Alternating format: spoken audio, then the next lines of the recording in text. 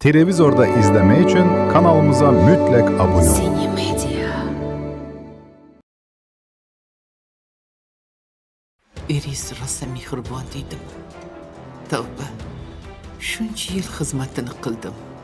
Biror marta meni peshonamdan o'pmagan. Xotin topiladi, ona topilmaydi. Mayli bo'pti qo'y. Bor kiyinib chiq, birga ketamiz. Qayerga? Xudonikiga tashlab qo'yaman. Keliningni olib kelasan. Kechasi qulog'imga bir nimalar chalindi. Nima ekan? Meni sayohatga olib chiqaman dedingizmi? Ha? O'ziga yoqadigan gaplarni yaxshi eshitasiz, ha? Nazokat Botirovna qaysi xonada? 3-qavat 304-xona. Sen bu yerda nima qilyapsan? Men sizga javob berishga majbur emasman. Ba'zidachi shu uydan ketib qolganlarim keladi. Endi meni tushunyapsanmi? To'g'ri dada, lekin bu boshqa oila qilishga ruxsat degan emas. Oyim yoqmasa ajrashish kerak edi. Nima qilasiz ikkita oila qilib? Bolangga nima qildi, yaxshimi? Yo'q, leykoz tashxisi qo'yilibdi. Ahvoli yaxshi emas ekan. Siz izlagan barcha ko'rsatuv va seriallarning to'liq qismlari endi Sevimli YouTube sahifasida. Premyeralarni birinchilardan ko'rib boring. Obuna bo'ling va qo'ng'iroqchani bosib, hech bir qismni o'tkazib yubormang.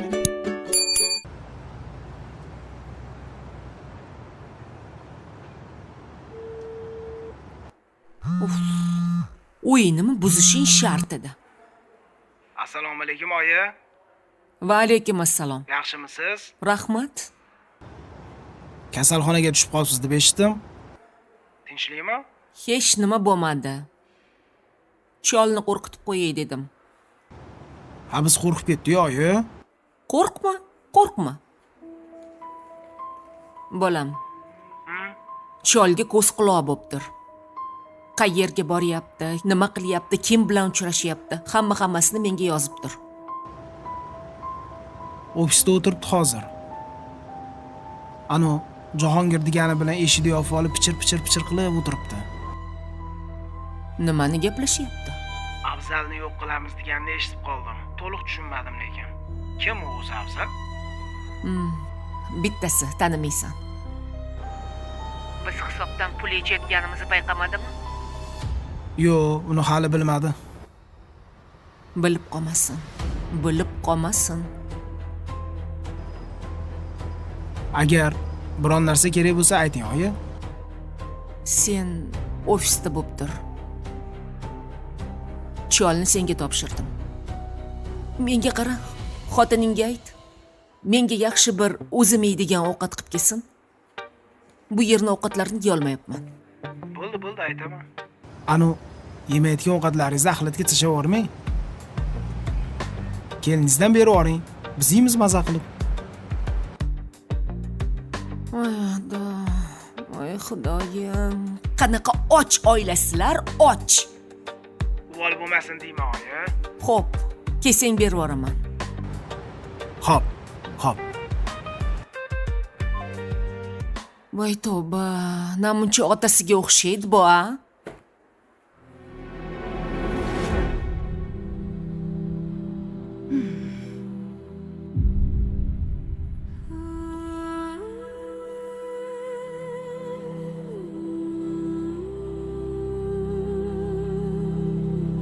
Jiyanimni siz o'ldirgansiz deyishganda ishonmagandim.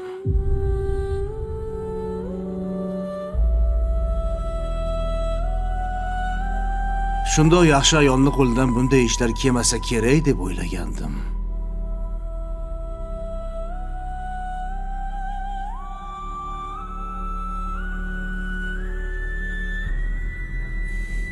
Lekin ko'rib turibmanki,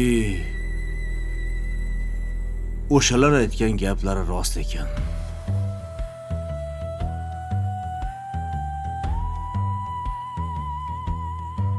Sizga boshqa gapim yo'q.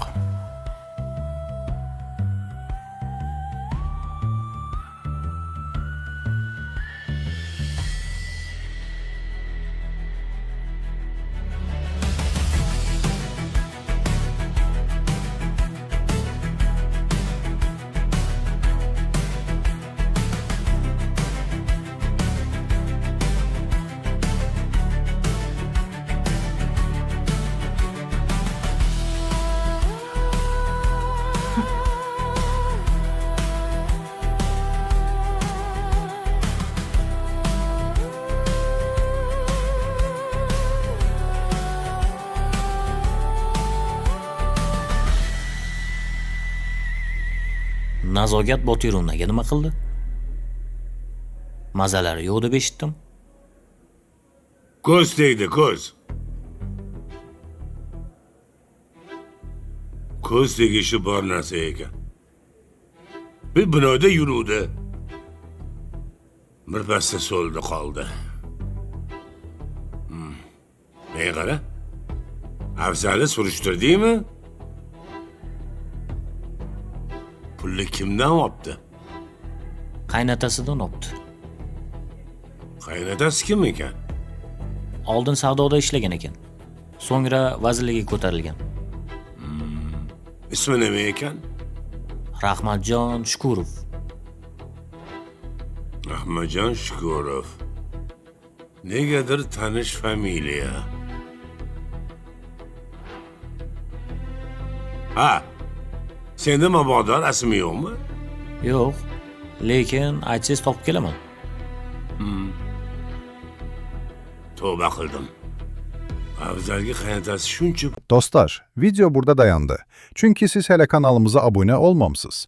Kanalımıza abone olan kimi video yeniden devam edecek. Növbəti hissəni izlemek için kanalımıza abone olun. pulni qanaqa bir shoni berib qo'ydi ekan? Ha, demak Rostdan puli ko'p. Hozir qaynotasi bilan chiqisha olmayotgan ekan. Qaynotasi qurilishni tekshirib yurgan ekan.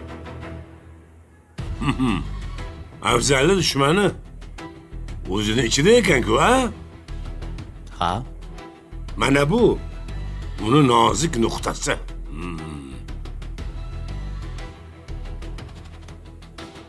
Demak, qaynotani qo'lga olishimiz kerak. Sen menga qayerga boradi, kim bilan ulfat, hammasini surishtirib kelasan. Xo'p bo'ladi. Afzalja quyushqondan chiqib ketuvdi. Bir bu bolani dumini bosib qo'yay. Ha, kimligini esdan chiqarmasin. Xo'p bo'ladi. Menga ruxsatmi? Ruxsat.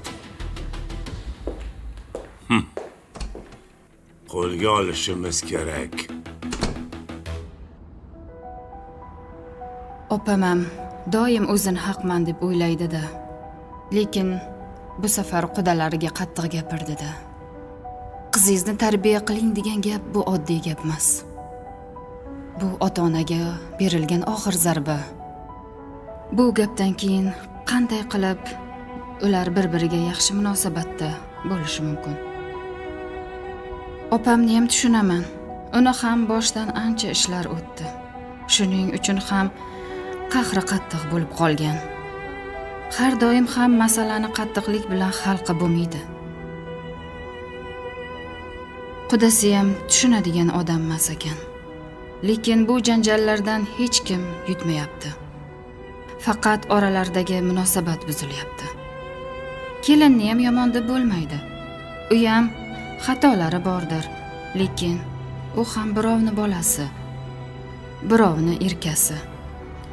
Shuncha gapdan keyin qanday qilib u uyga mehr bilan qaraydi? Ba'zida opamdan uyalib ham ketaman.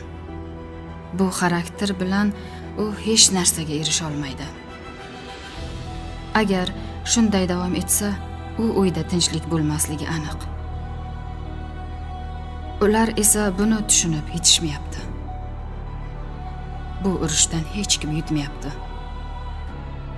Faqat oralaridagi mehr uzilyapti xolos.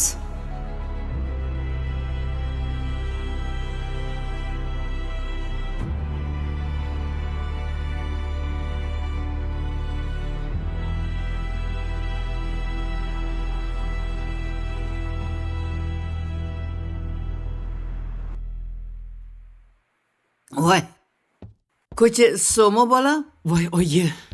Bugun ko'cha juda ham isib ketdi-ya. Voy. Voy. Yuragim o'ynab ketdi. Sodiqboy bilib qolishga ozgina qoldi. Voy. Nima? Kasalxonada o'chirishib qolsak bo'ladimi? Shunda yuzma-yuz keldik-ya. Ha qizim, gapga kirmaysan. Senga aytdim-ku, bormagin o'sha yoqqa deb. To'g'risini aytaymi, oyi? Nima bo'ldi? Shunaqangi mazza qilyapman. Ko'zingizni nazokat satang shunaqangi ta'zirini beryaptiki. Xohlagan kuyiga solyapti. Xuddi qo'g'irchoqdek o'ynatyapti. Voy tavba. Meni ham alamlarimni olyapti. Pulini ham sovuryapti. Battar bo'lsin. Mana shuni o'z ko'zlarim bilan ko'rib keldim-da, oyi. Qarang. 5 kiloga semiribman a. Menga qara, rostdan ham ering o'sha nazokat satayni aytganini qilyaptimi? Og'zidan nima chiqsa, o'shani muhayyo qilayotganmish. Voy tavba. Yana rashk qilishiga o'laymi? Voy o'lay. Ayol makri 40 ta tuyaga yuk bo'ladi degani shu bo'lsa kerak-da, bolam. Oyjon, siz ham hech qo'ymaysiz-da. Yo'q. Bo'lmasa men kiyimlarni almashtirib chiqaman. Keyin choy ichamiz. Mayli, bora qol.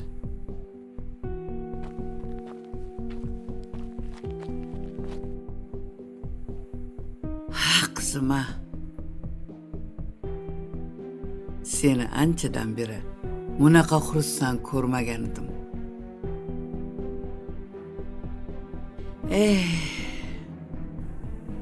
Bugundan boshlab sizlarga yangi yordamchi support Zarina bo'ladi. O'zi yosh qiz ekan, u nimasiga supportlik qiladi? Mana shu yosh bola IELTSdan 8 ball oldi. Sizlar insonni tashqi ko'rinishiga qarab emas, balki bilimi va ichki imkoniyatiga qarab baho beringlar. Uzr. Mayli, kechirdim. Mabodo kimga yordam kerak bo'lsa, shu yerdaman. Har biringlar bilan alohida shug'ullanishim mumkin. Zarina hozircha yordamchilik qiladi. Lekin keyingi oydan haqiqiy ustozlikka o'tishlari mumkin. Bu Zarina va sizlarga bog'liq. Iloji boricha ular bilan kelishib olishni iltimos qilardim. Ayniqsa sen, Shokir. Tushunarlimi? Shokir emas, Azik. Mayli, charchamang.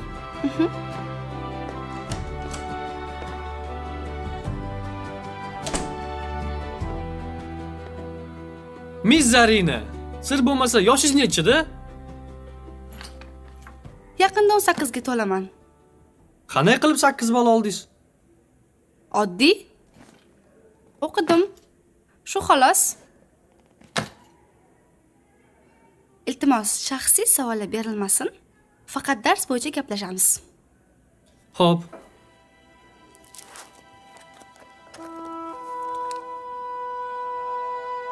Dostlar, video Endi burada bolalar, dayandı. Çünkü siz hele Prinsip kanalımıza abone olmamışsınız. Hazırki Kanalımıza oddiy zaman. abone olan kimi video yeniden devam edecek. Növbəti hissəni izlemek için kanalımıza abone olun.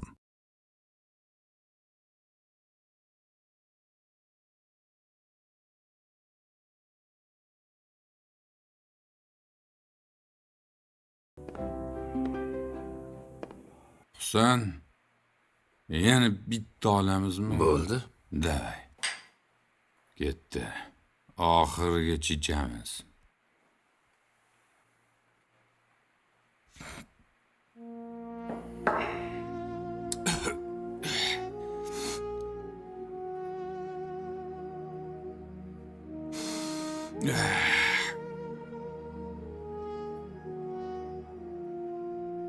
Xotining ketib qopti deb eshitdim, aytmaysan ham. Ketsa ketar.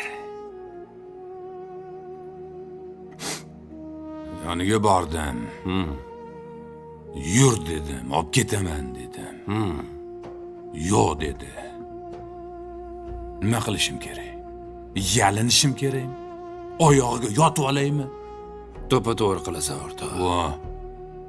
O'zicha xotin degani jafo bo'ladi. Mana meni xotinim ham faqat yotadi, qimirlamaydi ham. oyoq qo'li ishlamaydi. Shuyam xotinmi? Mana nima uchunchaman. Lekin meni xotinchi? Ha. Gap yo'q, rosa chaqqon. Ha. O'zi bor-ku, ali tandirda non yopadi, non. Non yopadi. Keyinchi menga o'g'il tug'ib beraman dedi-da. Zo'r-ku. Ya. Men o'zim yo'q dedim. Ahmoq ekansan. Yo'q. Kim bor? Rustam aka?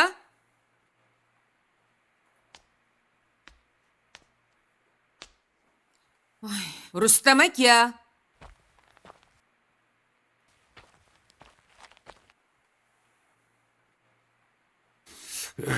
Hammasidan charchadim. Rustam aka?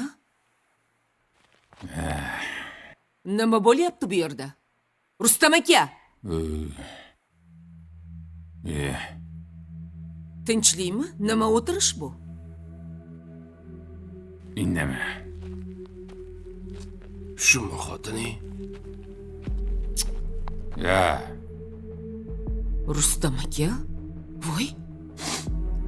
Bu nima o'tirish? Men sizni hech ham bunaqa ahvolda ko'rmaganman. Qayerdan chiqdi bu qiliq? Ey, siz kimsiz? Kim bu odam? Men o'rtog'im bu. Qani o'rningizdan turing. Turing. Turing o'rningizdan. Nega turadi? Siz nimaga Rustam akam ichiryapsiz, a? Men ichirmadim. Voy. O'zim ichaman dedi. Qani o'rningizdan turing. Davay, chaqqon turing. Olayman bularingizni yig'ishtiring. Qayer ketadi? Hozir Melisaga telefon qilib, hushyorxonaga berib yuboraman ikkalovilarni ham. Chiqing. Boring, uyingizga borib ichasiz. Bo'ling. Men qara. Men ketdim. Sen bo'ling, tezi. Nimaga meni o'rtog'im haydayapsan? Ahvolingizni qarang, Rustam aka. Nima qilibdi ahvolimga? Men sizni birinchi marta bu ahvolda ko'rishim. Kimlar bilan o'rtoqchilik qilyapsiz? Senchi umuman ishing bo'lmasin. Xo'pmi?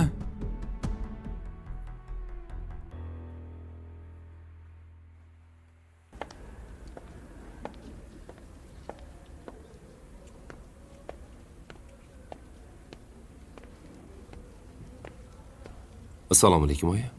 Va alaykum assalom. Ertalabdan ishga qochib ketadigan o'g'lim, yaxshimisan? Yaxshiman. Ishim ko'p edi, shunga shoshib chiqib ketgandim. Ishondim. Senda gapim bor edi. Keling, o'tirib gaplasha qolaylik.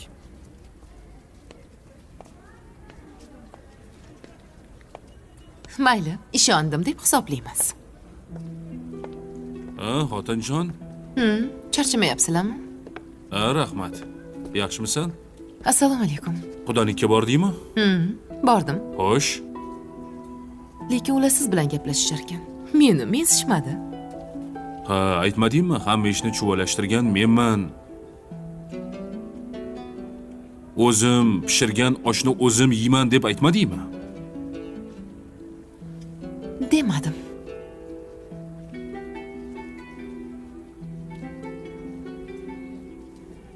Ular meni odam o'rnida ham ko'rishmadi. Hamma yo'qni rasvo qilasan, keyin ortingdan men tozalab yuraman, ha? Har doimgidek. O'zi bir tenga qimmat qudalaringiz, bir ham dimog'i baland.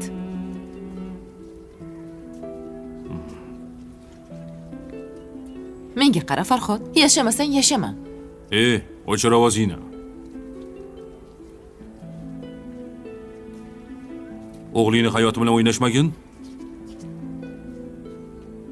O'zi bittasini dabdala qilib bo'lgansan. Jim yur degandim senga.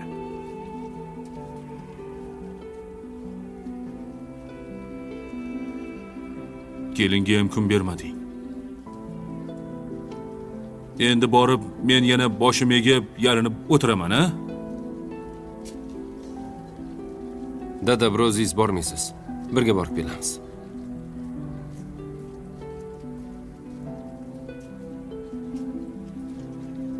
Meni xotinimni nimaga siz olib kelishingiz kerak? Birga borib kelamiz. Mayli. Yura qol.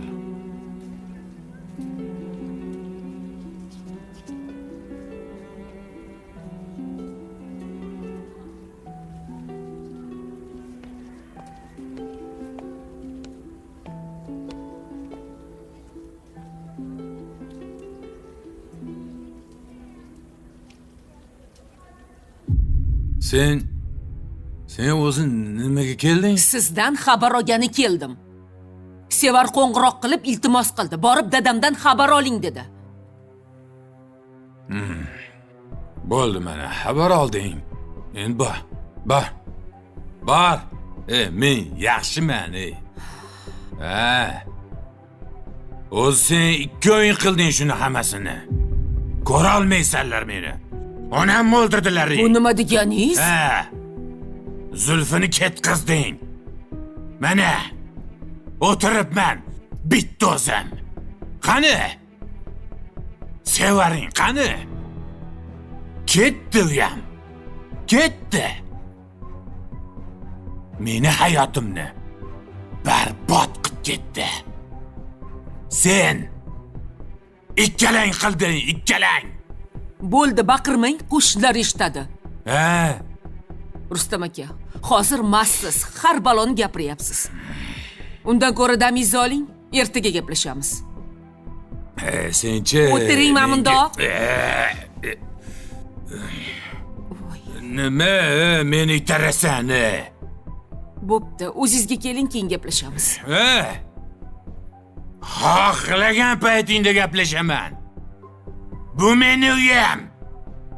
Xohlagan ishimni qilaman.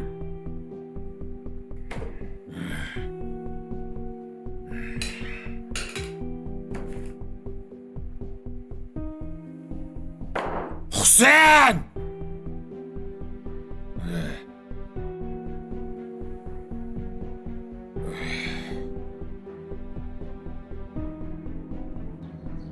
Baqirishini-chi buni? Shunaqa ham odam bo'ladimi?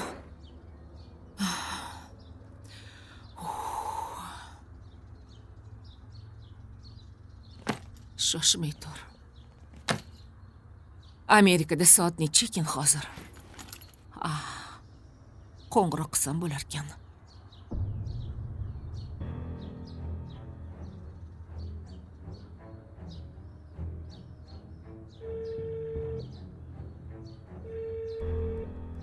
Alo. Sevar, Amma. yaxshimisan? Hali uxlamaganmiding? Yo'q, hali. Tinchlikmi? Dadangdan xabar olgani kelgandim. Yaxshi ekanlarmi? Qayoqda? Ha? Nima bo'pti? Ahvolini ko'rsang edi, alkash bo'lib qoptilar. Voy. O'zi aslida kecha kesam bo'lar ekan. Kesam bitta qanaqadir alkashni o'tkazib qo'yib, birga ichib o'tiribdi. Dadam ichadigan odatlari yo'q edi-ku. Men ham shunga hayronman-da. Voy, baqirishini eshitsang. Voy tavba. Keyin meni shu ahvolga solgan sen bilan Sevar desalar bo'ladimi? Dadamni qaytarish kerak, ammo biror nima qiling. Agar dadang aroqqa o'rganib qolsa, keyin qaytarish qiyin bo'ladi. Menimcha bular o'zi 2-3 kundan beri bosib ichishyapti. Ishga bormayotgan ekanlarmi? Qayoqdan bilaman? Dadang bilan gaplashib bo'lmayapti. Meni umuman eshitgani yo'q. Voy, Nodir opa. Endi nima qilamiz? Voy Sevar, bilmadim. Shu oshni o'zing pishirgansan, nima qilsang qil. Bundan buyog'iga meni aralashtirma. Voy, Nodir opa. O'zi shundoq ham ishxonada shunaqalari ko'raverib, mana shu yerimga kelgan. Bo'pti, mayli. Rahmat. Qo'ng'iroq qilarsan, bir yo'lini topsang. Xo'p.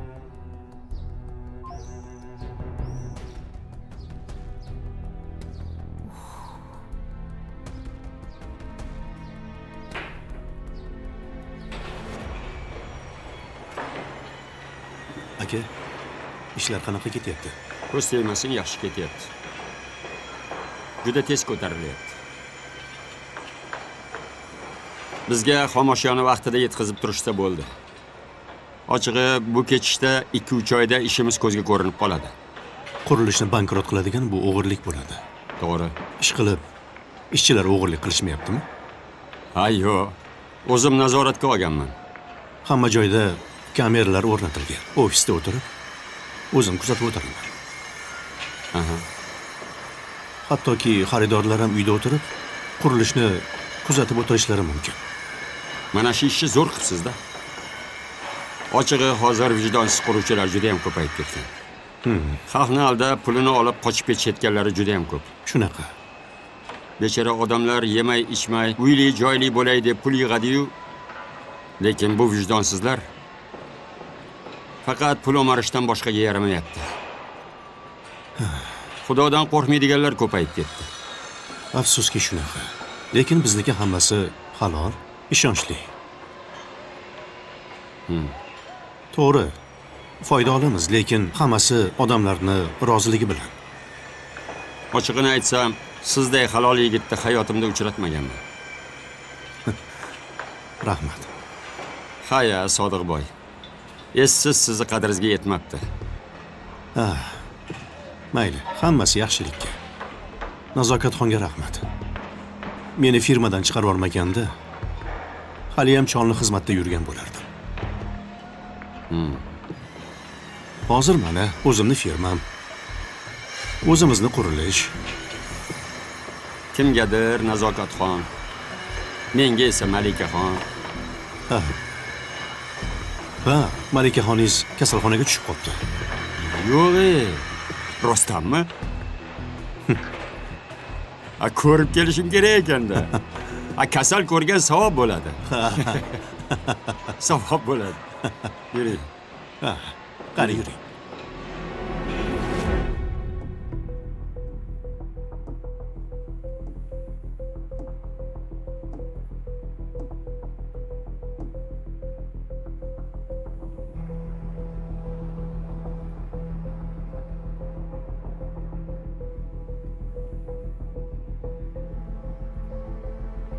Rasul aka, siz menga qizingizni ko'z yoshi oqmaydi deb va'da bergandingiz.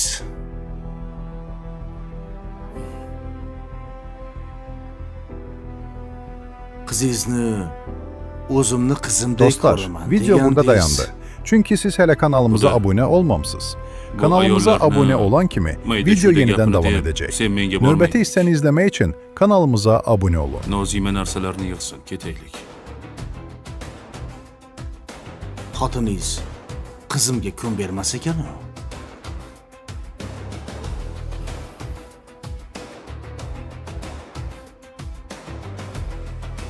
O'zi homilador bo'lsa,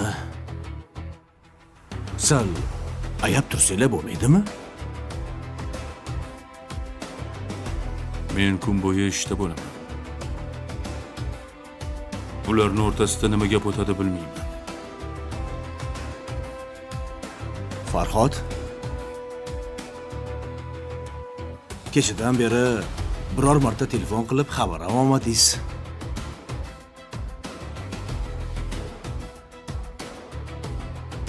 Bu nimasi? Farhodning ishi bor edi. Shuning uchun vaqti bo'lmagandir.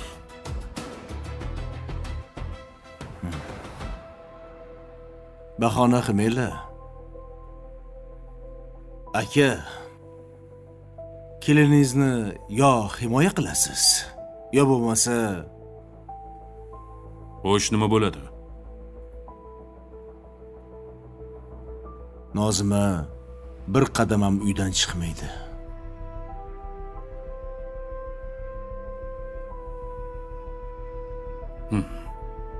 Xudo endi bunaqa gap hammani uyida bo'lib turadi-yu. Qo'ying endi. Yoshlar bir-birini yoqtirsa, yaqinda nabirali bo'lamiz.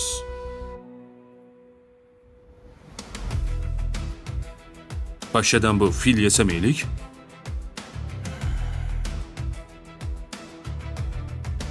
xotiningizga bas kela olmasangiz.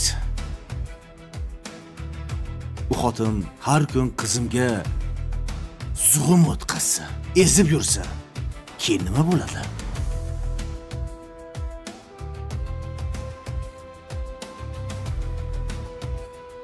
Ruhan sog'lom bo'lmagan xonadonda xotirjamlik bo'lmaydi, aka. Xudo. Endi bunaqa bo'lmaydi. Menga ishoning.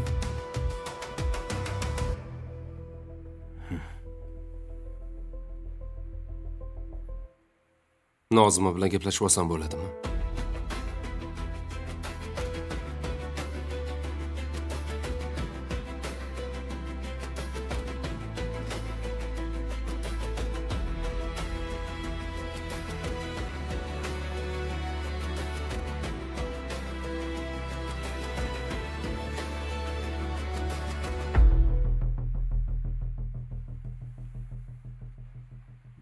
Ha qizim, tinchlikmi? Tinchlik dada. Kelganingni ering biladimi? Bilmaydi. Kechagi gapdan xafa bo'ldingiz-a? Ering rosa o'zgarib ketibdi. Ilgari bunaqa emas edi. Qo'lga pul tushib, bosar-tusarni bilmay qolibdi. Kecha siz ketganingizdan keyin menga ham rosa baqirdi. Haddidan oshmasin. Odam bo'lib qoptimi? Qo'limga tushsin, dabdalasini chiqarib tashlayman.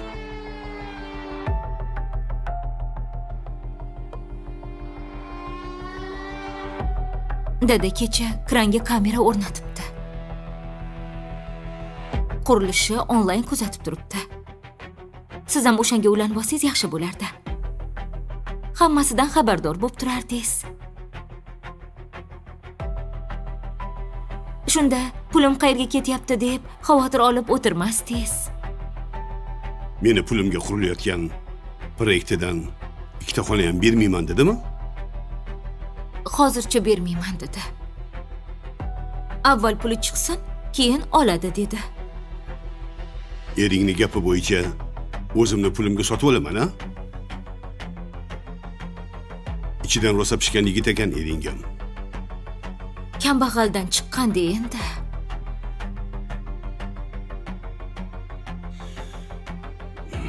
Biz umuman teng emasdik. Ering meni xizmatimni qiladi deb o'ylagandim. Bizga bo'yin egmadi. Kuyov barbar yov ekanda. Dada, telefoningizni bering. Nima qilasan? Kameraga ulab beraman.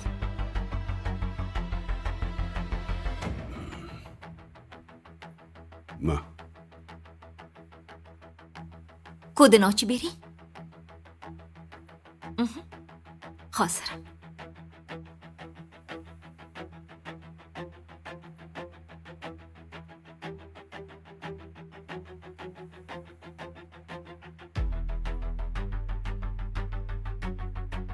Mana dada.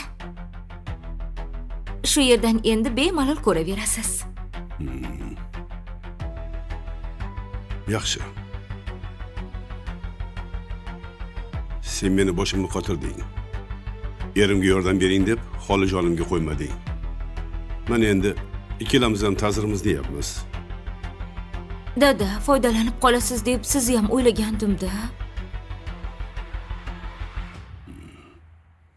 Endi o'ylab ko'rsam, non yedirmas kuydirgi ekan.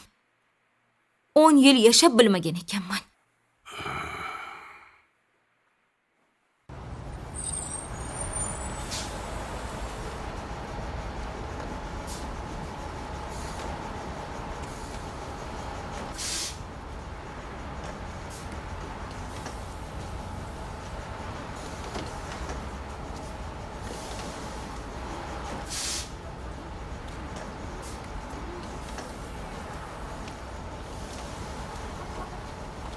To'xting! Amaki to'xting! Ey, qolib ketdim.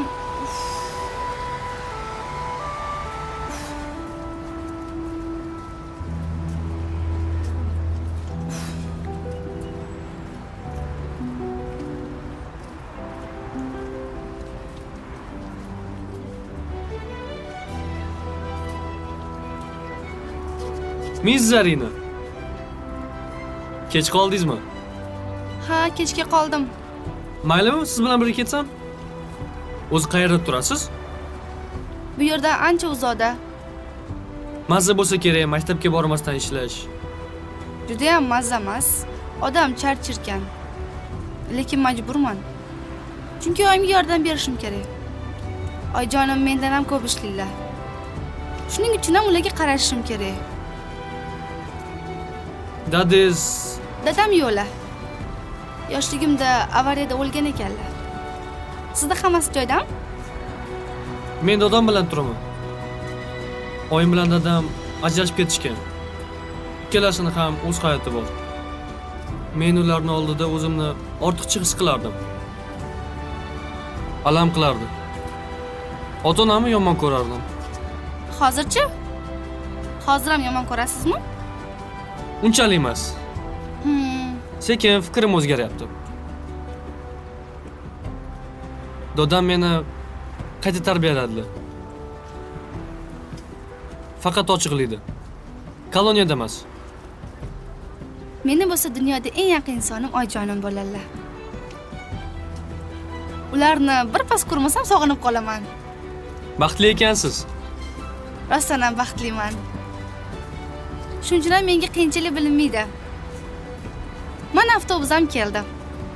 Mayli, yaxshi qoling. Shoshmang, men ham shunga chiqaman. Birga ketamiz. Mayli.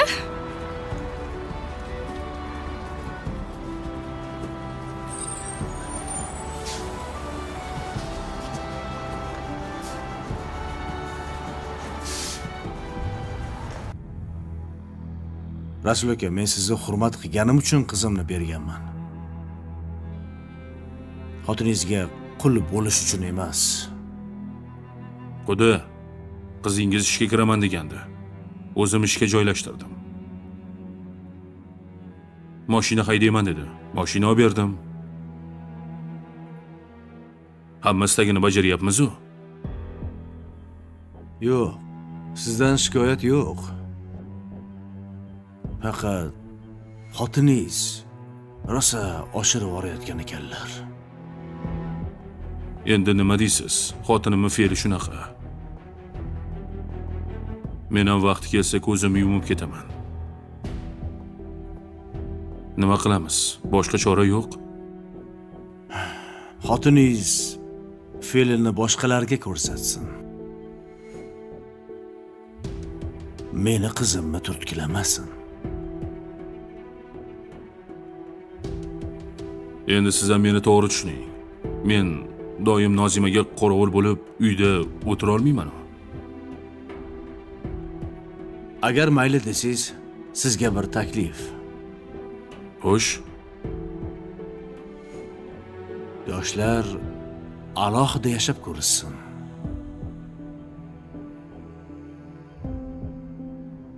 Ha?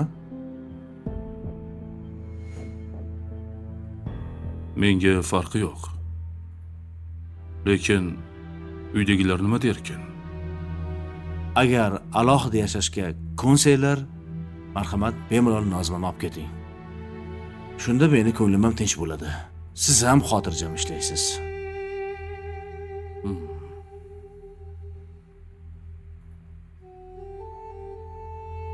Kelishdik, men roziman. Mana boshqa gap. Mana bu haqiqiy erkakcha gap bo'ldi.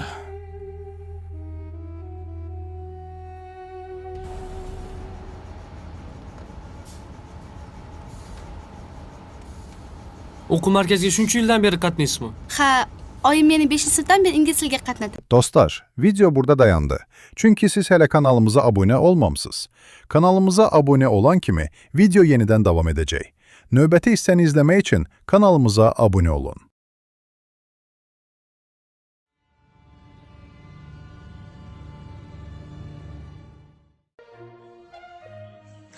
नमस्कार, मैं सुमित्रा सोनी। आप देख रहे हो पैगाम जगत news channel. तो चलिए एक नजर डालते हैं जिला ऊना के बड़े खबर पर। जिला ऊना में नशे के खिलाफ पुलिस की बड़ी कार्रवाई सामने आई है।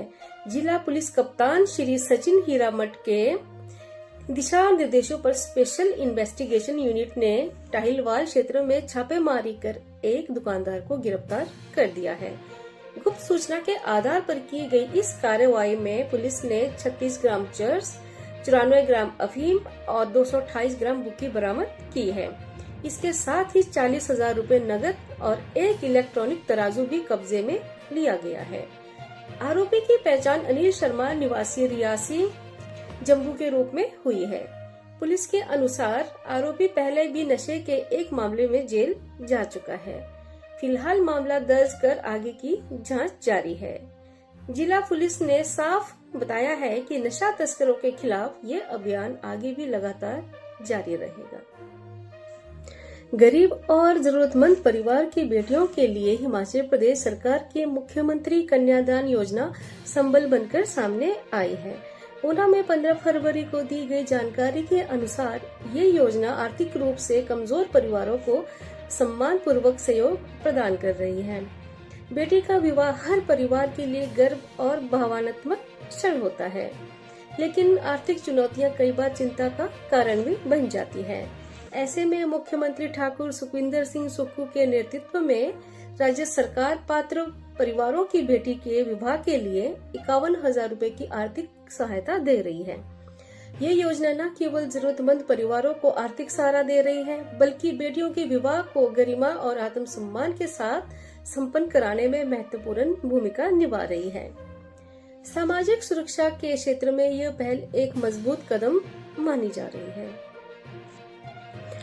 होशियारपुर में आयोजित नेचर फेस्ट 2026 प्रकृति, रोमांच और संस्कृति का अनोखा संगम बनकर उभरा है।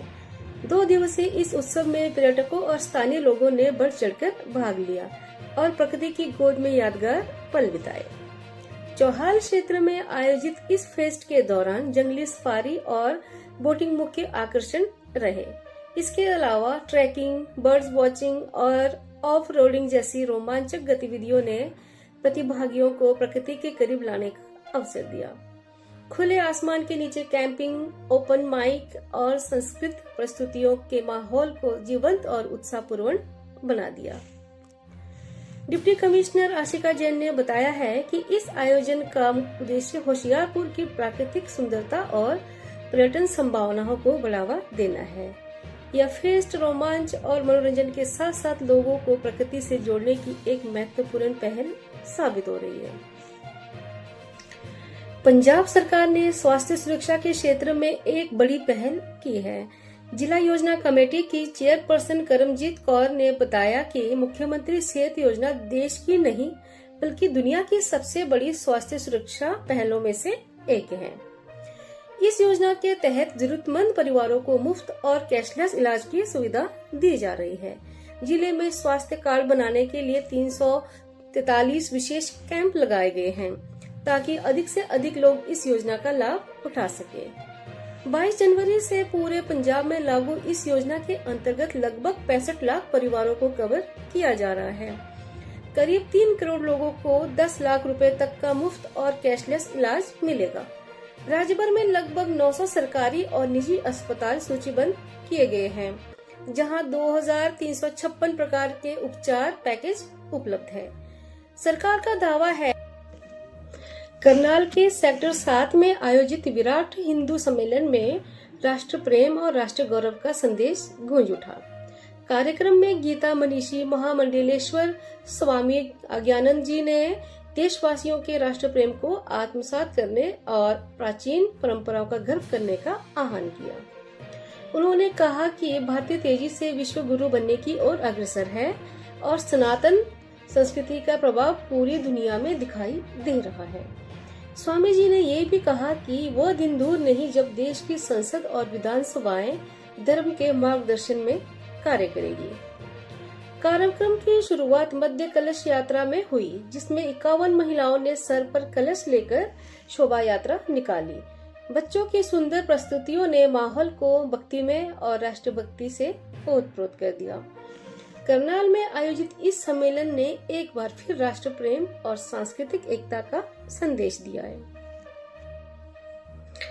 करनाल में आयोजित कार्यक्रम में हरियाणा विधानसभा अध्यक्ष श्री हरविंदर कल्याण ने कहा कि राष्ट्र की प्रगति हमारी संस्कृति के बिना संभव नहीं है। उन्होंने स्वामी दयानंद सरस्वती को नमन करते हुए कहा कि उनके विचार आज भी हमें विपरीत परिस्थितियों में सही मार्ग पर चलने की प्रेरणा देते हैं। आर्य समाज केंद्रीय सभा सेक्टर 6 द्वारा आयोजित महर्षि दयानंद सरस्वती जन्मोत्सव कार्यक्रम के समापन समारोह में मुख्य अतिथि के रूप में संबोधित करते हुए उन्होंने कहा कि हमारी अगली पीढ़ी को अपनी जड़ों और गौरवशाली संस्कृति से जोड़ना समय की आवश्यकता है। इस अवसर पर श्री हरविंदर कल्याण ने अपने निजी कोष से सभा को 11 लाख रुपए देने की घोषणा भी की। कार्यक्रम में मौजूद लोगों ने राष्ट्र और संस्कृति के प्रति समर्पण का संदेश दिया। शहर के अग्रणी संस्था कॉफरेड ने एक नई पहल की घोषणा की है। अब विभिन्न क्षेत्रों में चंडीगढ़ का नाम रोशन करने वाले मूल निवासियों को चंडीगढ़ गौरव सम्मान से सम्मानित किया जाएगा। चेयरमैन हितेश पुरी की अध्यक्षता में आयोजित बैठक में महासचिव डॉक्टर अनीश गर्ग ने कहा कि कॉर्पोरेट में केवल नागरिक समस्याओं के समाधान के लिए प्रतिबंध है, बल्कि अब सामाजिक और सांस्कृतिक क्षेत्र में भी योगदान होगी। शिक्षा, खेल, साहित्य, कला या सामाजिक क्षेत्रों में राष्ट्रीय या अंतर्राष्ट्रीय स्तर पर उपलब्धि हासिल करने वाले चंडीगढ़ के प्रतिभाशाली लोगों को भी सम्मान दिया जाएगा। इस पहल का उद्देश्य शहर की प्रतिभाओं को सम्मानित कर समाज में प्रेरणा का वातावरण बनना है। Gandhi memorial national college of nursing में नए विद्यार्थियों के स्वागत के लिए भव्य सांस्कृतिक आयोजन किया गया है। कार्यक्रम की शुरुआत प्रधानाचार्य डॉक्टर राम लखन माली के प्रेरणादायक संबोधन से हुई। उन्होंने कहा है कि ये योजना विद्यार्थियों के पेशेवर जीवन की नई शुरुआत है। जीएनएम और बीएससी नर्सिंग के नव प्रवेशित छात्रों ने इस कार्यक्रम को अस्मरणीय बताते हुए कॉलेज प्रबंधन और स्टाफ का धन्यवाद किया। भारी बारिश से प्रभावित 1708 परिवारों को 10 करोड़ 68 लाख रुपए की राहत राशि वितरित की गई। लोकसभा सांसद डॉक्टर राजकुमार चंबेवाल और विधायक डॉक्टर ईशांक कुमार ने प्रभावित परिवारों को चेक सौंपे। मुख्यमंत्री भगवंत मान द्वारा किया गया वादा पूरा होने की बात कही गई है। सरकार ने 40,000 से लेकर 1,20,000 रुपए तक की सहायता दी है। फुटबॉल टूर्नामेंट के फाइनल मुकाबले में पंजाब राज्य अनुसूचित जाति आयोग के चेयरमैन जसबीर सिंह गड्डी और विधायक संतोष कटारिया शामिल हुए। दोनों नेताओं ने युवाओं को खेलों से जुड़ने और नशे से दूर रहने की अपील की। सरकार द्वारा गांव-गांव स्टेडियम बनाने की योजना भी उल्लेखन किया गया। मुख्यमंत्री भगवंत मान ने मेगा रैली में नशों के खिलाफ जंग तेज करने का आह्वान किया। उन्होंने कहा कि नशे की सप्लाई चेन तोड़ी जा रही है और तस्करों के खिलाफ सख्त कार्रवाई हो रही है। मुख्यमंत्री ने उसे जन आंदोलन बताते हुए सामूहिक संकल्प की आवश्यकता पर जोर दिया।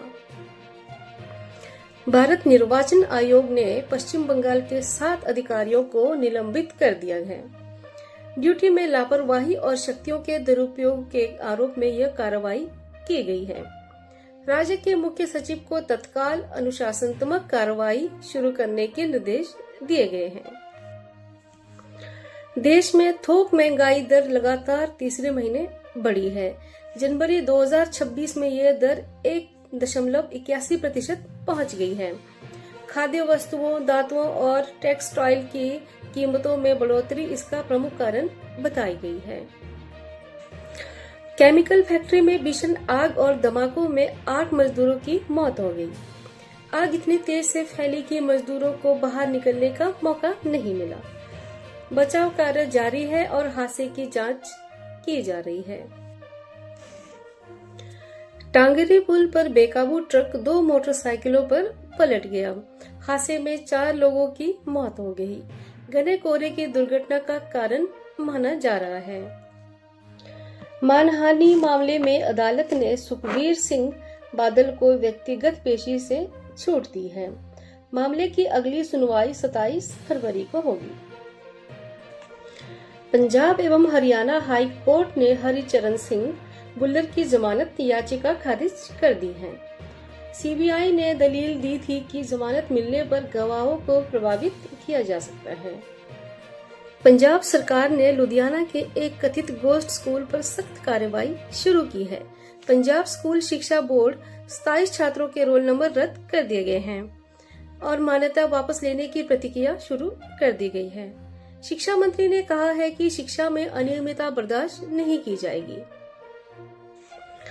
किन्नौर जिले में आज विकास कार्यों को लेकर बड़ी प्रगति देखने को मिली है। जिला प्रशासन ने प्रमुख सड़कों की मरम्मत और पहाड़ी मार्गों की सुरक्षा को लेकर विशेष अभियान शुरू किया है। भूस्खलन संभावित क्षेत्रों में रिटेनिंग वॉल और सेफ्टी बैरियर लगाने का कार्य तेजी से जारी है।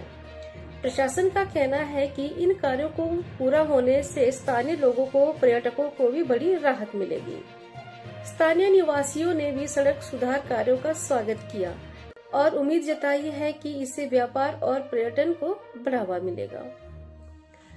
किन्नौर जो अपनी प्राकृतिक सुंदरता और सांस्कृतिक विरासत के लिए प्रसिद्ध है, वहां पर्यटन को बढ़ावा देने के लिए नई योजना की घोषणा भी की गई है। पर्यटन विभाग द्वारा होम स्टे योजना को प्रोत्साहित किया जा रहा है, जिससे स्थानीय युवाओं को रोजगार के अवसर मिल रहे हैं और साथ ही ट्रैकिंग रूट्स और एडवेंचर गतिविधियों को व्यवस्थित करने के लिए नए गाइडलाइन जारी की गई है। आने वाले सीजन को देखते हुए प्रशासन ने पर्यटकों से सुरक्षा नियमों का पालन करने की अपील की है। किन्नौर के किसान और भाग्यवानों के लिए राहत भरी खबर है। जिला कृषि विभाग ने सेब उत्पादकों को उन्नत बीज, तकनीकी प्रशिक्षण और सब्सिडी परियोजनाओं की जानकारी दी है। इस वर्ष बेहतर उत्पादन की उम्मीद बताई जा रही है। विशेषज्ञों का कहना है कि आधुनिक तकनीकियों के प्रयोग से पैदावार में वृद्धि होगी और किसानों में आय में सुधार जाएगा। स्वास्थ्य विभाग ने जिला अस्पताल और सामुदायिक स्वास्थ्य केंद्रों में सुविधाओं को बेहतर बनाने के कदम उठाए हैं। नए मेडिकल उपकरणों की व्यवस्था की जा रही है और विशेष डॉक्टरों की तैनाती की प्रक्रिया जारी है। ग्रामीण क्षेत्रों में स्वास्थ्य शिविर भी लगाए जा रहे हैं ताकि दूर दराज के लोगों को चिकित्सा सुविधा मिल सके। किन्नौर के सरकारी स्कूलों में डिजिटल शिक्षा को बढ़ावा दिया जा रहा है। स्मार्ट क्लासरूम और ई लर्निंग सामग्री की सुविधा से विद्यार्थियों को आधुनिक शिक्षा उपलब्ध हो रही है। शिक्षा विभाग का कहना है कि पहाड़ी क्षेत्रों में विद्यार्थियों को अब बेहतर शैक्षणिक अवसर मिलेंगे। अब बात करते हैं मौसम की। मौसम विभाग के अनुसार आने वाले दिनों में ऊंचाई वाले क्षेत्रों में हल्की बर्फबारी और निचले इलाकों में बारिश की संभावना है। प्रशासन ने यात्रियों को सावधान बरतने और मौसम अपडेट पर ध्यान देने की सलाह दी है। देश भर में केंद्रीय ट्रेड यूनियनों के हड़ताल के आह्वान का असर अब गढ़शंकर में भी दिखाई दिया।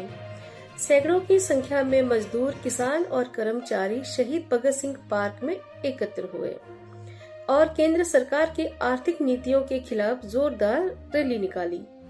रैली के बाद शहर में रोष मार्च निकाला गया, जिसकी अगुवाई ट्रेड यूनियन नेताओं मक्खन सिंह वाहिदपुर, दर्शन मट्टू और हरमेश ने की। रैली को संबोधित करते हुए विभिन्न संघर्षशील संगठनों के नेताओं मुकेश कुमार, गुरनेक सिंह बज्जल, कुलविंदर चाहल, बीबी सुभाष मट्टू, मोहनलाल, कुलभूषण महिंदवाणी, रामजी दास चौहान, बलवंत राम, हंसराज गढ़शंकर, बलविंदर सिंह खानपुरी और श्याम सुंदर ने मजदूर, किसान, कर्मचारियों को संबोधित किया। प्रदर्शनकारियों का आरोप है कि बड़ी कंपनियों के दबाव में श्रम कानूनों को कमजोर किया जा रहा है। 4 नए लेबर कोड लागू कर मजदूरों के अधिकारों को सीमित किया गया है। मनरेगा, बीज बिल 2025 और बिजली संशोधन बिल 2025 को लेकर भी किसानों ने कड़ा विरोध किया। वक्ताओं ने कहा है कि मुफ्त व्यापार समझौतों के जरिए खेती और सरकारी विभागों को निजी हाथों में सौंपने की कोशिश हो रही है, जिसे किसी भी कीमत पर स्वीकार नहीं किया जाएगा। प्रदर्शन के दौरान अन्य नेताओं रामजीत सिंह देनवाल, डॉक्टर जोगिंदर कुल्लेवाल, जीतराम बगवई, संतनाम सिंह, सलिंदर चुंबर, गरीबदास, प्रेम राणा, गुरमेल कलसी, रविंदर निटाम, कुलवंत सिंह गोलेवाल, परमानंद सिंगारा राम बज्जल, पवन कुमार, बलवंदर सिंह, सुरेंद्र कौर चुंबर, सतपाल क्लेर, गुरमेल सिंह, शमशेर सिंह चक सिंगा, गुरनाम सिंह, जितेंद्र कौर, शर्मिला रानी, जसविंदर कौर और पिंकी रानी ने भी संबोधन किया और संघर्षन को तेज करने का ऐलान किया। प्रदर्शन के दौरान नारेबाजी और रोष का माहौल देखने को मिला। फिलहाल ये आंदोलन आने वाले दिनों में और तेज हो सकता है। गढ़शंकर से पैगाम जगत के संवाददाता हरिकृष्ण गढ़ की रिपोर्ट। पूंजीपतियों ने, वीर लोगों ने, चाहे जाफर ऐसी वैल होवे, चाहे वो कोई पूंजीपति हो, उन्होंने फैसला कर लिया, निशानदेही की हुई है कि दुनिया के 26 करोड़ लोग ने ਜਿਹੜੀ ਉਹਨਾਂ ਦੀ ਕੈਟਾਗਰੀ ਚਾਹੁੰਦੇ ਸਿਰਫ ਉਹਨਾਂ ਨੇ ਕੰਮ ਕਰਨਾ, ਬਾਕੀ ਦੁਨੀਆ ਦੇ ਲੋਕ ਬਿਮਾਰੀਆਂ ਨਾਲ ਮਰ ਜਾਣ, ਬਿਕਾਰੀ ਨਾਲ ਮਰ ਜਾਣ, ਭੁੱਖ ਭਰੀ ਨਾਲ ਮਰ ਜਾਣ, ਉਹਨਾਂ ਨੂੰ ਕੋਈ ਚਿੰਤਾ ਨਹੀਂ। ਇਹ ਸਾਨੂੰ ਲਾਗੂ ਕਰ ਰਹੀ ਹੈ। ਅਸੀਂ ਪਿਛਲੇ ਲੰਮੇ ਸਮੇਂ ਤੋਂ ਬਿਜਲੀ ਐਕਟ 1925 ਦਾ ਵਿਰੋਧ ਕਰ ਰਹੇ ਹਾਂ। ਉਹਦੇ ਨਾਲ ਹੀ ਸਰਕਾਰ ਜਿਹੜੀ ਆ ਸੀ ਐਕਟ ਲਿਆ ਰਹੀ ਆ, ਜਿਹਦੇ ਤਹਿਤ सिर्फ जी नामी कंपनियां लागू कर रही है। अभी पिछले लंबे समय तो बिजली एक्ट 1925 का विरोध कर रहे हैं। ਉਹਦੇ ਨਾਲ ਹੀ ਸਰਕਾਰ ਜਿਹੜੀ ਆ ਸੀ ਐਕਟ ਲਿਆ। ਪਰਮ ਸਤਿਕਾਰਯੋਗ ਜਿਹੜੇ 71 ਹੋਏ ਸਾਥੀ ਨੇ, ਮੈਂ ਕੋਈ ਦੌਰ ਦੇਰ ਚੌਰ ਪਾ ਕੇ नहीं बजाई करनी। मैं समझदा तू इधर उधर की बात ना कर, ये बता काफले क्यों लुटे, मुझे राजनों की गर्ज नहीं, तेरी रेवरी का सवाल आ। जेडे कहते सी असीं लड़ांगे नाल तेरे ही छड्ड के मैदान भज गए, वो लोग नट्ठे होए आ। पंजाब च 18 कतल होए आ साडी रोड ते। असीं अज कह देना चाहुंदे आ 22 तरीक आ गई आ, जेड़ा साडा SKM दा सड्डा आ। उस तो बाद जिदा नक च नकेल पा के नचाईदे आ, ऐदा नचावांगे असीं नंगा नहीं कोई देना। अज देख लैण CID वाले नोट कर लैण। असीं ये भी कह देना चाहुंदे आ सारे बई साडा जिद्दण बिजली बोर्ड बनिया सी, अज भी साडे डल्ले वाल तारां लंघीआं सी, पैसे नहीं लाए। असीं किसी खंबे दे पैसे नहीं लाए, ट्रांसफार्मर दे पैसे नहीं लाए। असीं जिहड़ा बिजली बोर्ड का लोगों के पक्ष च खड़े हुए हैं। ये बिजली बोर्ड 2 किस्म का बिजली दिंदे सी, एक जेडे पैसे कमाते सी फैक्ट्रियां वाले, एक दुकानदार कमर्शियल, एक गरीब गुरबे किसान ते मजदूर। हुण कहंदे इक्को जिहे कर देने आ। उदां कहंदे बाबे रविदास की फोटो ला के ऐसा चाहूं राज मैं जहां मिले सबको अन छोड़ बड़ा सम बसे रविदास रहे प्रसन्न। ये चाहते आ जेडे गरीबड़े लोग आ उन्हां दे कनैक्शन कट दिओ। पहला जिद्दां संडा तुरदा सी, मैकेनिकल मीटर हौली तुरदा सी, फिर इलैक्ट्रॉनिक्स मीटर आ गया, हुण चिप मीटर। ना रहू बांस ना बाजू बैंसरी।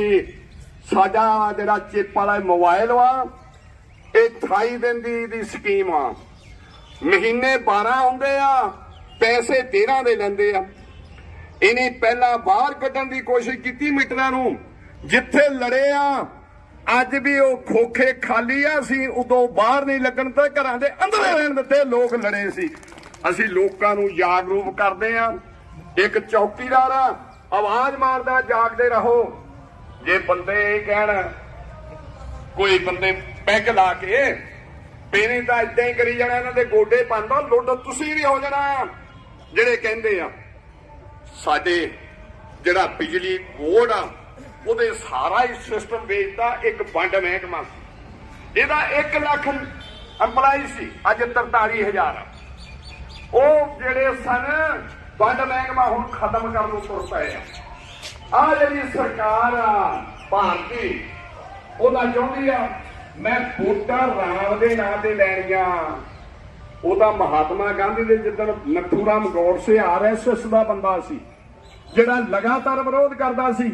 ਜੇ ਹਿੰਦੁਸਤਾਨ ਦੇ ਵਿੱਚ ਦੇਸ਼ ਦੀਆਂ 12 ਪ੍ਰਮੁੱਖ ਟ੍ਰੇਡ ਯੂਨੀਅਨਾਂ ਵੱਲੋਂ ਤੇ ਕਿਸਾਨਾਂ ਵੱਲੋਂ ਤੇ ਵੱਖ-ਵੱਖ ਸਟੇਟਾਂ ਦੇ ਅੰਦਰ ਲੋਕ ਲੜ ਰਹੇ ਜਿਹੜੇ ਮਜ਼ਦੂਰ ਮਨਰੇਗਾ ਦੇ ਹੋਣ, ਉਹਨਾਂ ਦੇ ਵੱਲੋਂ ਸਾਂਝੇ ਤੌਰ ਤੇ ਭਾਰਤ ਬੰਦ ਦਾ ਜਿਹੜਾ ਸੱਦਾ ਦਿੱਤਾ, ਉਸ ਭਾਰਤ ਬੰਦ ਦੇ ਸੱਦੇ ਨੂੰ, ਸਰਕਾਰ ਦੇ ਸੱਦੇ ਨੂੰ ਗੜ੍ਹਸ਼ੰਕਰ ਦੇ ਵਿੱਚ ਲਾਗੂ ਕਰਦਿਆਂ ਗੜ੍ਹਸ਼ੰਕਰ ਦੇ ਮਜ਼ਦੂਰ, ਮੁਲਾਜ਼ਮ, ਕਿਸਾਨ ਇੱਥੇ ਇਕੱਠੇ ਹੋ ਕੇ ਜਿਹੜੇ ਬੱਸ ਅੱਡੇ ਦੇ ਵਿੱਚ ਰੈਲੀ ਕਰਨ ਤੇ ਉਪਰੰਤ ਸ਼ਹਿਰ ਦੇ ਅੰਦਰ ਵਿਸ਼ਾਲ ਜਿਹੜਾ ਰੋਸ ਮਾਰਚ ਕਰਕੇ ਜਿਹੜੇ ਸਰਕਾਰ ਦੀਆਂ ਲੋਕ ਵਿਰੋਧੀ ਨੀਤੀਆਂ, ਕਾਰਪੋਰੇਟਾਂ ਦੇ ਪੱਖ ਦੀਆਂ ਨੀਤੀਆਂ ਜਿਹੜੀਆਂ ਉਹ ਲੋਕਾਂ ਨਾਲ ਉਹ ਸਾਂਝੀਆਂ ਕਰਨਗੇ। ਅੱਜ ਮੈਂ ਕਹਿਣਾ ਚਾਹੁੰਦਾ ਕਿ ਅੱਜ ਜਿੱਥੇ ਇਹ ਸਰਕਾਰ 2 ਕਰੋੜ ਨੌਕਰੀਆਂ ਹਰ ਸਾਲ ਦੇਣ ਦਾ ਵਾਅਦਾ ਕਰਕੇ ਆਈ ਸੀਗੀ, ਅੱਜ ਲਗਾਤਾਰ ਲੋਕਾਂ ਦਾ ਰੁਜ਼ਗਾਰ ਖੁੱਸ ਰਿਹਾ ਹੈ। ਲੋਕਾਂ ਨੇ ਲੜ ਕੇ ਬਣਾਏ 44 ਜਿਹੜੇ ਕਿਰਤ ਕਾਨੂੰਨ, ਉਹਨਾਂ ਨੂੰ ਤੋੜ ਕੇ 4 ਮਜ਼ਦੂਰ ਵਿਰੋਧੀ ਕੋਡਾਂ ਦੇ ਵਿੱਚ ਬਦਲ ਦਿੱਤਾ ਗਿਆ ਹੈ। ਮਨਰੇਗਾ ਕਾਨੂੰਨ ਖਤਮ ਕਰਕੇ ਜੀ ਰਾਮ ਜੀ ਜਿਹੜਾ ਕਾਨੂੰਨ ਲਿਆਂਦਾ ਗਿਆ ਹੈ, ਉਹਦੇ ਨਾਲ ਜਿਹੜੇ ਮਨਰੇਗਾ ਵਾਲਿਆਂ ਦੀ ਰੁਜ਼ਗਾਰ ਦੀ ਕੋਈ ਗਰੰਟੀ ਨਹੀਂ ਰਹੀ। ਇਸੇ ਤਰ੍ਹਾਂ ਹੋਰ ਜਿਹੜੇ ਮੁਲਾਜ਼ਮ ਹੈ ਵੱਖ-ਵੱਖ 2004 ਤੋਂ ਬਾਅਦ ਭਰਤੀ ਹੋਏ ਆ, ਉਹਨਾਂ ਦੀ ਪੈਨਸ਼ਨ ਦਾ ਹੱਕ ਖੋਹ ਲਿਆ ਗਿਆ ਹੈ ਤੇ ਲਗਾਤਾਰ ਖਾਲੀ ਪੋਸਟਾਂ ਰੱਖ ਕੇ ਕੰਮ ਦਾ ਭਾਰ ਵਧਾ ਕੇ ਲੋਕਾਂ ਨੂੰ ਖੱਜਲ ਖੁਆਰ ਕੀਤਾ ਜਾ ਰਿਹਾ ਹੈ ਤੇ ਭ੍ਰਿਸ਼ਟਾਚਾਰ, ਜੇ ਸਰਕਾਰ ਜਿਹੜੀ ਡੀਗਾ ਮਾਰਦੀ ਸੀਗੀ ਕਿ ਅਸੀਂ ਭ੍ਰਿਸ਼ਟਾਚਾਰ ਮੁਕਤ ਸਰਕਾਰ ਦੇਵਾਂਗੇ, ਪਰ ਉਹ ਵੱਡੇ ਭ੍ਰਿਸ਼ਟਾਚਾਰੀ ਜਿਹੜੇ ਸਰਕਾਰ ਦੇ ਵਿੱਚ। ਅੱਜ ਮੈਂ ਪੰਜਾਬ ਦੀ ਵੀ ਗੱਲ ਵੀ ਕਰਨਾ ਚਾਹੁੰਦਾ ਕਿ ਪੰਜਾਬ ਦੀ ਸਰਕਾਰ ਉਹ ਲੋਕਾਂ ਨਾਲ ਕੀਤੇ ਵਾਅਦੇ ਭੁੱਲ ਕੇ ਸਿਰਫ ਪੰਜਾਬ ਨੂੰ ਪੁਲਿਸ ਰਾਜ ਦੇ ਵਿੱਚ ਤਬਦੀਲ ਕੀਤਾ ਜਾ ਰਿਹਾ। ਅੱਜ ਗੈਂਗਸਟਰਵਾਦ, ਹੋਰ ਅਨੇਕਾਂ ਮਸਲੇ ਜਿਹੜੇ ਲਗਾਤਾਰ ਉਹ ਵੱਧ ਰਹੇ ਹੈ, ਨਸ਼ੇ ਵੱਧ ਰਹੇ ਹੈ, ਕੋਈ ਘਟੇ ਨਹੀਂ। ਇਸ ਕਰਕੇ ਅੱਜ ਦੀ ਜਿਹੜੀ ਹੜਤਾਲ ਹੈ, ਹੜਤਾਲ ਕਰਕੇ ਅਸੀਂ ਸਰਕਾਰ ਨੂੰ ਇੱਕ ਚੇਤਾਵਨੀ ਦੇਣਾ ਚਾਹੁੰਦੇ ਹਾਂ ਕਿ ਤੁਸੀਂ ਜਿਹੜੀਆਂ ਮਜ਼ਦੂਰ, ਕਿਸਾਨ ਤੇ ਲੋਕ ਵਿਰੋਧੀ ਨੀਤੀਆਂ ਜੇ ਨਾ ਬਦਲੀਆਂ ਤਾਂ ਲੋਕ ਇਹ ਤੋਂ ਵੀ ਤਿੱਖੇ ਸੰਘਰਸ਼ ਲਿਖਣਗੇ, ਜਿਹਦੇ ਲਈ ਤੁਹਾਨੂੰ ਫਿਰ ਲੋਕ ਪਿੰਡਾਂ ਦੇ ਵਿੱਚ ਵੜਨਾ ਔਖਾ ਹੋਵੇਗਾ। ਜੇ ਹਿੰਦੂ ਧਿਰਾਂ ਨੇ ਜਿਨ੍ਹਾਂ ਕੋਲ 62-63 MP ਸੀ ਤੇ ਕਾਂਗਰਸ ਕੋਲ MPਆਂ ਦੀ ਘਾਟ ਸੀ ਤੇ ਉਹਨਾਂ ਨੇ ਇਹ ਕਿਹਾ ਸੀ ਸਾਡੀ ਹਮਾਇਤ ਕਰੋ, ਤੁਸੀਂ 18 ਮੰਤਰੀ ਬਣਾ ਲਿਓ। ਅਸੀਂ ਕਿਹਾ ਸੀ ਘੱਟੋ ਘੱਟ ਪ੍ਰੋਗਰਾਮ ਬਣੇਗਾ, ਉਹਦੇ ਤੇ ਤੁਹਾਡੀ ਹਮਾਇਤ ਹੋਏਗੀ, ਅਸੀਂ ਮੰਤਰੀ ਮੰਡਲ 'ਚ ਸ਼ਾਮਲ ਨਹੀਂ ਹੋਣਾ। ਉਹਦੇ 'ਚ ਇਹ ਮਨਰੇਗਾ, ਆਦਿਵਾਸੀਆਂ ਲਈ ਕਾਨੂੰਨ, ਘਰ ਦੇ ਵਿੱਚ ਔਰਤਾਂ ਤੇ ਘਰੇਲੂ ਹਿੰਸਾ ਵਰਗੇ ਬਹੁਤ ਸਾਰੇ ਕਾਨੂੰਨ, RTI, ਸੜਕ ਬਣੀ ਹੈ, ਇਹਦਾ ਤੁਸੀਂ 10 ਰੁਪਏ ਦੇ ਕਾਗਜ਼ ਦੀ ਨਾਲ ਲਾ ਕੇ ਐਪਲੀਕੇਸ਼ਨ, ਉਹਦੇ ਤੁਸੀਂ ਵੇਰਵੇ ਮੰਗ ਸਕਦੇ ਆ, ਉਹ ਕਾਨੂੰਨ ਸਾਰੇ ਬਣੇ ਸੀ। ਅੱਜ ਕੇਂਦਰ ਦੀ ਸਰਕਾਰ ਜਦੋਂ ਦੀ ਇਹ ਰਾਜ ਸੱਤਾ 'ਚ ਬੈਠੀ ਆ, ਲਗਾਤਾਰ ਉਹਨਾਂ ਨੂੰ ਇਹ ਰੜਕਦੇ ਕਾਨੂੰਨ ਜਿਹੜੇ ਬਣੇ ਹੋਏ, ਉਹਨਾਂ ਨੂੰ ਹੌਲੀ-ਹੌਲੀ ਕਰਕੇ ਉਹ ਪੇਤਲੇ ਕਰਦੇ ਜਾ ਰਹੇ ਆ। ਇਹਦੇ 'ਚ ਜਿਹੜਾ ਮਨਰੇਗਾ, ਜਿਹੜਾ ਹੁਸ਼ਿਆਰਪੁਰ ਜ਼ਿਲ੍ਹਾ ਵੀ ਉਸ ਵੇਲੇ ਜਦੋਂ ਸ਼ੁਰੂ ਕੀਤਾ ਸੀ ਤੇ ਪਹਿਲਾ ਜ਼ਿਲ੍ਹਾ ਇਹ ਵੀ ਵਿੱਚ ਪਿਆ ਸੀ ਮਨਰੇਗਾ ਦੇ, ਤੇ ਇਸ ਕਾਨੂੰਨ ਨੂੰ ਹੁਣ ਉਹਦਾ ਜਿਹੜਾ ਸਰੂਪ ਬਦਲਿਆ ਜਾ ਰਿਹਾ BVG ਰਾਮ ਕਰਕੇ। ਉਹਦੇ 'ਚ ਇਹ ਆ ਵੀ ਕਾਨੂੰਨ ਦੇ ਵਿੱਚ ਇਹ ਸੀਗਾ ਵੀ ਜੇ ਤੁਹਾਨੂੰ ਸਰਕਾਰ ਕੰਮ ਨਹੀਂ ਦਿੰਦੀ ਤਾਂ ਤੁਸੀਂ ਲਿਖ ਕੇ ਦੇ ਸਕਦੇ ਸੀ ਵੀ ਸਾਨੂੰ ਕੰਮ ਨਹੀਂ ਮਿਲਿਆ, ਬੇਰੁਜ਼ਗਾਰੀ ਭੱਤਾ ਮਿਲਿਆ। ਉਹ ਬਹੁਤ ਸਾਰੀਆਂ ਮੱਦਾਂ ਸੀਗੀਆਂ ਜਿਨ੍ਹਾਂ ਤਹਿਤ ਤੁਸੀਂ ਲੜ ਸਕਦੇ ਸੀ ਸਰਕਾਰਾਂ ਖਿਲਾਫ। ਹੁਣ ਜਿਹੜਾ ਉਹ ਸਾਰੀਆਂ ਮੱਦਾਂ ਜਿਹੜੀਆਂ ਕੱਢ ਕੇ ਇਸ ਕਾਨੂੰਨ ਨੂੰ ਕਾਫੀ ਕਮਜ਼ੋਰ ਕਰਤਾ। ਦੂਜੀ ਜਿਹੜੀ ਸਭ ਤੋਂ ਵੱਡੀ ਗੱਲ ਆ, 10% ਜਿਹੜਾ ਸਟੇਟ ਸਰਕਾਰਾਂ ਤੋਂ ਹਿੱਸਾ ਨਹੀਂ ਪੈਂਦਾ ਤੇ ਮਨਰੇਗਾ ਦਾ ਕੰਮ ਘਟਦਾ ਜਾ ਰਿਹਾ, ਬਜਟ 'ਚ ਪੈਸੇ ਘਟਦੇ ਜਾ ਰਹੇ ਤੇ ਹੁਣ ਜਿਹੜਾ ਕਾਨੂੰਨ ਬਣਾਇਆ ਉਹ 'ਚ ਸਟੇਟ ਨੂੰ 40 ਪੈਸੇ ਪਾਉਣੇ ਪੈਣਗੇ ਤੇ ਸੈਂਟਰ 60 ਪੈਸੇ ਪਾਏਗਾ ਤੇ ਇਹਦਾ ਬਕਾਇਦਾ ਤੌਰ ਤੇ ਇਹਨੂੰ ਕਾਗਜ਼ੀ ਪੱਤਰੀ ਸਿੱਧਾ ਕਰਦੇ ਆ। 6 ਮਹੀਨੇ ਉੱਤੇ ਨਹੀਂ ਕੰਮ ਚੱਲਣਾ ਤੇ ਜਿਹੜਾ ਸਟੇਟ 10 ਪੈਸੇ ਨਹੀਂ ਪਾ ਸਕਦਾ ਉਹ 40 ਪੈਸੇ ਕਿੱਥੋਂ ਪਾਏਗਾ। ਇਸ ਕਰਕੇ ਜਿਹੜੀਆਂ ਸਾਰੀਆਂ ਇਹਦੀਆਂ ਮੱਦਾਂ ਨੂੰ ਕਮਜ਼ੋਰ ਕਰਕੇ ਕਾਰਪੋਰੇਟ ਪੱਖੀ ਜਿਹੜੀ ਲੇਬਰ ਹੈ ਉਹ ਸਸਤੀ ਉਹਨਾਂ ਨੂੰ ਦਿਵਾਉਣ ਲਈ ਉਪਰਾਲੇ ਕਰ ਰਹੀ ਹੈ ਸਰਕਾਰ। ਲਗਾਤਾਰ ਮਜ਼ਦੂਰ ਵਰਗ ਤੇ ਰੋਜ਼ ਹਮਲੇ ਹੋ ਰਹੇ ਆ। ਇਸ ਕਰਕੇ ਕਹਿਣਾ ਚਾਹੁੰਦੇ ਆ ਇਹ ਕਾਨੂੰਨ ਮਾੜਾ ਲੈ ਕੇ ਆਏ ਆ। ਦੂਜਾ ਜਿਹੜਾ ਲੇਬਰ ਕਿਰਤੀ ਲੋਕਾਂ ਨੇ ਲਗਾਤਾਰ ਲੜਾਈਆਂ ਲੜ ਕੇ ਆਪਣੇ 44 ਕੋਡ ਬਣਾਏ ਜਿਹਦੇ ਚ ਇਹਨਾਂ ਨੇ ਘਟਾ ਕੇ ਫਿਰ 29 ਕਰਤੇ, 29 ਤੋਂ ਹੁਣ 4 ਕੋਡਾਂ ਤੇ ਲਾਏ ਆ। ਉਹਦਾ ਮਤਲਬ ਤੁਸੀਂ ਕਿਸੇ ਮਿੱਲ 'ਚ ਕੰਮ ਕਰਦੇ ਆ, ਉੱਥੇ ਤੁਸੀਂ ਯੂਨੀਅਨ ਨਹੀਂ ਬਣਾ ਸਕਦੇ। ਹੜਤਾਲ ਕਰਨੀ ਹੈ ਤੇ ਉਹ 7 ਦਿਨ ਪਹਿਲਾਂ ਦੱਸਣਾ ਪਊ। ਜੇ ਕਿਤੇ ਤੁਹਾਡੇ ਮਾਲਕ ਪੈਸੇ ਨਹੀਂ ਦਿੰਦਾ, ਤੁਸੀਂ ਲੇਬਰ ਕੋਰਟ ਜਾ ਕੇ ਉਸ ਮਾਲਕ ਤੋਂ ਪੈਸੇ ਦਿਵਾਉਣ ਲਈ ਇੱਕ ਮਹਿਕਮਾ ਬਣਿਆ ਹੋਇਆ ਸੀ, ਉਹ ਸਾਰਾ ਕੁਝ ਉਹਨੇ ਖਤਮ ਕਰਤਾ। ਤੁਹਾਡੀ ਲੜਾਈ ਕਿਸੇ ਨੇ ਨਹੀਂ ਲੜਨੀ, ਤੁਹਾਡੇ ਪੈਸੇ ਕੋਈ ਦੇਵੇ ਨਾ ਦੇਵੇ ਇਹ 'ਚ ਕਿਸੇ ਦਾ ਦਖਲ ਨਹੀਂ ਰਿਹਾ। ਇਸ ਕਰਕੇ ਇਹ ਕਾਨੂੰਨ ਦੀ ਜਿਹੜੇ ਅਸੀਂ ਰੱਦ ਕਰਨ ਦੀ ਮੰਗ ਕਰਦੇ ਹਾਂ। ਤੀਜਾ ਜਿਹੜਾ ਸਾਥੀਓ, ਬਿਜਲੀ ਐਕਟ ਪਹਿਲਾਂ ਇਹ ਲੈ ਕੇ ਆਏ ਸੀ ਜਦੋਂ ਨੈਕਸਟ ਰਾਹੀਂ ਲੈ ਕੇ ਆਏ ਸੀ, ਜਦੋਂ 3 ਕਾਲੇ ਕਾਨੂੰਨ ਬਣੇ ਸੀ ਤਾਂ ਨਾਲ ਪਰਾਲੀ ਤੇ ਬਿਜਲੀ ਵਾਲਾ ਕਾਨੂੰਨ ਲੈ ਕੇ ਆਏ ਸੀ। ਉਸ ਵੇਲੇ ਮੰਨੇ ਸੀ ਵੀ ਖਤਮ ਕਰ ਦਿਆਂਗੇ ਪਰਾਲੀ ਵਾਲਾ ਵੀ ਤੇ ਬਿਜਲੀ ਵਾਲਾ ਵੀ, ਤੇ ਹੁਣ ਇਹਨਾਂ ਨੇ ਬਿਜਲੀ ਐਕਟ 325 ਲੈ ਕੇ ਆਏ ਆ। ਉਹਦੇ 'ਚ ਕੀ ਆ, ਖੰਭੇ ਤੁਹਾਡੇ ਖੇਤਾਂ 'ਚ ਲੱਗੇ ਹੋਏ, ਟਰਾਂਸਫਾਰਮ ਲੱਗੇ ਹੋਏ, ਮਹਿਕਮਾ ਦਫ਼ਤਰ ਬਣੇ ਹੋਏ ਆ, ਸਾਰਾ ਕੁਝ ਬਣਿਆ ਹੋਇਆ, ਮੀਟਰ ਲੱਗੇ ਹੋਏ ਆ। ਹੁਣ ਇੱਕ ਅਡਾਨੀ ਵਾਨੀ ਨੂੰ ਉਹਨਾਂ ਨੇ ਠੇਕਾ ਦੇ ਦਿੱਤਾ ਵੀ ਮੀਟਰ ਤਾਂ ਆਪਣੇ ਚੇਂਜ ਕਰ ਲੈਣੇ ਆ ਜਾਂ ਅਸੀਂ ਕਰਕੇ ਦੇ ਦੇਣੇ ਆ, ਉਹਦੇ ਤੇ ਸਿਰਫ ਬਿੱਲ ਲਗਾਉਣਾ, ਨਾ ਮੀਟਰ ਰੀਟੇਲ ਦੀ ਲੋੜ ਰਹੀ ਤੇ ਨਾ ਹੀ ਜਿਹੜਾ ਬਿੱਲ ਕਲੈਕਟ ਕਰਦਾ ਕੈਸ਼ੀਅਰ ਦੀ ਲੋੜ ਰਹੀ। ਨੌਕਰੀਆਂ ਦੀ ਵੀ ਛੁੱਟੀ ਹੋ ਗਈ ਤੇ ਜਿਹੜਾ ਤੁਹਾਨੂੰ ਬਿੱਲ ਆਣਾ ਉਹ ਤੁਹਾਡੇ ਮੋਬਾਈਲ ਤੇ ਮੈਸੇਜ ਆਣਾ, ਤੇ ਚਿੱਪ ਵਾਲਾ ਮੀਟਰ ਆ ਉਹ ਦੌੜਦਾ ਬਹੁਤ ਆ। ਆਏ ਅਪ੍ਰੈਲ ਮਹੀਨੇ ਉਹਦੇ ਰੇਟ ਵਧਣੇ ਆ, ਜਿਹੜੀਆਂ ਸਬਸਿਡੀਆਂ ਸਰਕਾਰ ਕਹਿੰਦੀ ਹਰ ਘਰ ਨੂੰ ਅਸੀਂ 300 ਯੂਨਿਟ 600 ਯੂਨਿਟ ਮਾਫ ਕਰਤਾ, ਉਹ ਸਾਰਾ ਖਤਮ ਹੋ ਜਾਣਾ ਤੇ ਮੋਟਰਾਂ ਦੀ ਸਬਸਿਡੀ ਵੀ ਖਤਮ ਹੋ ਜਾਣੀ। ਵਪਾਰੀ ਕਦੇ ਵੀ ਰੈਤਾਂ ਨਹੀਂ ਦੇ ਸਕਦਾ। ਇਸ ਕਰਕੇ ਇਹ ਕਹਿਣਾ ਚਾਹੁੰਦੇ ਆ, ਬਹੁਤ ਸਾਰੇ ਐਸੇ ਮਜ਼ਦੂਰ ਵੀ ਹੋਣਗੇ ਜਿਨ੍ਹਾਂ ਦੇ ਘਰ 'ਚ ਮੋਬਾਈਲ ਨਹੀਂ, ਜਿਨ੍ਹਾਂ ਦੇ ਘਰ 'ਚ ਛੋਟੇ ਮੋਬਾਈਲ ਆ ਜਾਂ ਕਿਤੇ ਮੋਬਾਈਲ ਨਹੀਂ ਵੀ ਹੈ, ਉਹਨਾਂ ਨੂੰ ਕਿੱਦਾਂ ਪਤਾ ਲੱਗੇਗਾ ਵੀ ਸਾਡਾ ਬਿੱਲ ਆ ਗਿਆ। ਇਸ ਕਰਕੇ ਜਿਹੜਾ ਇਹ ਬਿੱਲ ਵੀ ਲੈ ਕੇ ਆ ਰਹੇ ਆ, ਬਹੁਤ ਮਾੜਾ ਬਿੱਲ ਹੈ। ये थे हमारी आज की मुख्य खबरें। ऐसे ही हमारे साथ जुड़े रहे। हमारे चैनल को लाइक, कमेंट, शेयर, सब्सक्राइब करना ना भूलें। धन्यवाद।